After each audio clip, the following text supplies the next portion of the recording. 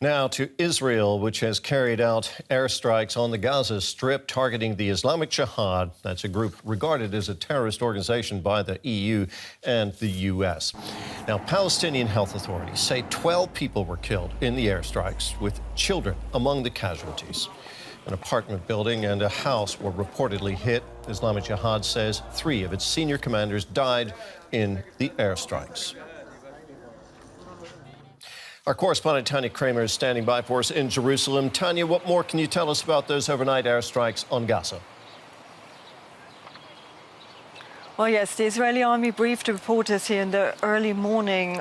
The Israeli Air Force struck 3 targeted killings of 3 senior commanders of the militant group Islamic Jihad overnight in the early morning hours. 1 strike hit a building in Rafah, that is in the south of the Gaza Strip, and 2 in Gaza City. And as you said, there were also civilians apparently in these buildings. We are waiting for more details on that. Gaza health authorities have said at least 12 people were killed, among them women and children.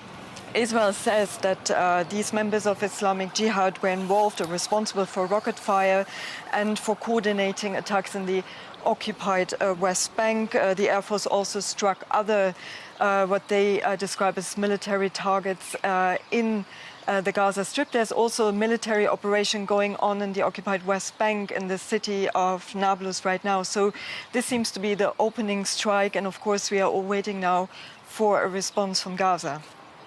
Speaking of a response, I wanted to ask you if the Palestinian militant groups in Gaza have replied to these attacks in any way.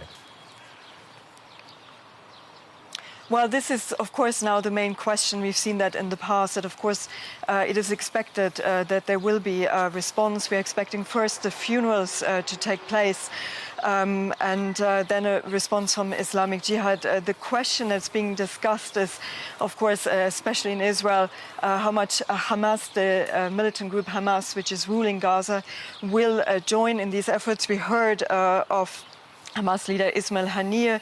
He already made a statement early in the morning that the enemy made a mistake, that they will pay a price for it. Israel has closed the roads around the Gaza Strip in the southern communities there.